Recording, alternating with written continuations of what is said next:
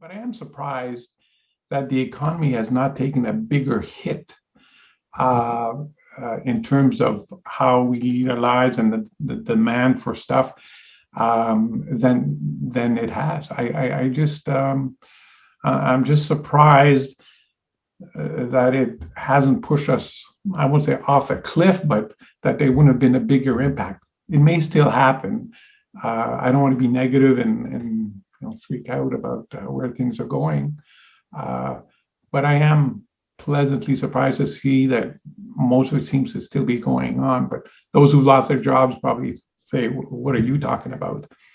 Yeah, exactly. So you and the former head of CMHC are both surprised. Sid, no, what was it, Evan? The guy that said we were going to have a 9 to 18% decline in pricing. Yeah. Yeah, he called me yesterday, and I'm just kidding. He called me too. Yeah, you're full of it. I don't know if you know this. I don't know if he resigned. He's moved on. There's a new person coming in shortly. So But his perspective, if that's what it was at the outset, everyone thought that. I remember when it just, starting just a year ago this week, when we said, oh my God, when we heard that Tom Hanks got it and all the flights are canceled, and said, oh my God, this is serious. Well, we had no way of knowing how long it would last. And I mean, I'm sure this is a discussion everyone has. But I started making on a weekly basis an analysis of all the sales compared to last year. And it was going like steeply. Yep. And I thought, oh my God, it's going to be a bloodbath. And then March, April, by May, it started turning back and it shot beyond last year. Yeah. We're all surprised by that. Yeah. I think so he didn't need to lose his job if that's what happened. Oh, I'm not saying he was fired, but I know that a lot of people, I'm sure he's an incredibly smart guy. Yeah. I wouldn't want to play chess with him or anything, but I just, it's interesting that someone with that should have that much information came out so strong one way, but let's move on from that. Yeah. But in our conversation here, everyone has an opinion, and mine may be 100% different than some of my colleagues, but that's just the debate and the fun of exchanging viewpoints. And so I think where I was going to go next, I was trying to lead you on. So I was talking about there's a lot of people not coming to market because they don't have to move. Mm-hmm. And when you said baby boomers, that's exactly my thought. The early baby boomers are mid 70s to the late baby boomers. I'm not quite a baby boomer, so I don't know. They're 55 now, something. Yeah.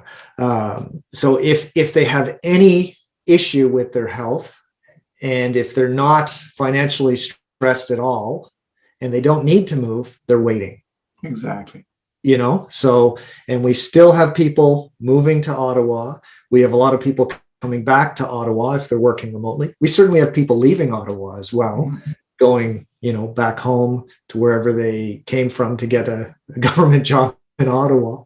But my question is, are we going to see a supply side, an oversupply? Is our demand going to be able to be satisfied, satiated in the next year, and maybe see an oversupply? My bet is it's going to be gradual, and I don't think there's going to be a shock or it's going to be gradual because our behaviors and our values have changed because of this, I think. So let's look at the baby boomers.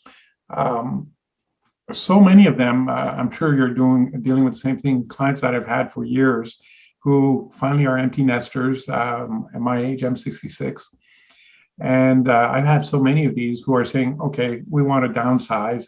And of course, we want to capitalize on the prices being so high. But the reality is, as you know, is if they turn around to get a smaller condo or look for a bungalow or whatever, well, yes, you're going to benefit from those incredible prices. The market is so strong as a seller, but then you get in line for finding a place. So I have many of them stuck in that position right now. Yeah. And once things normalize, then they'll get involved with it. But they're just, first of all, they're astounded when I give them oh, your place is worth 9.25. Are you kidding me? I thought you were going to tell me 7 or 6.95 or whatever. Mm-hmm. And but then of course they've got to use, they would have to use that strategy, bidding wars and all this to get that price. But then they're looking at these downsized targeted homes, be it townhomes or bungalows in the outlying areas, whatever, and they're saying, well, it's not worth it, and that's why they're staying put. Yeah. It's a different time completely. Hmm. There was another side to this that I can't remember now. It'll come to me. But as you get older, you have these senior moments. I heard that. Somebody told me that. All right, let's talk about drones for a bit.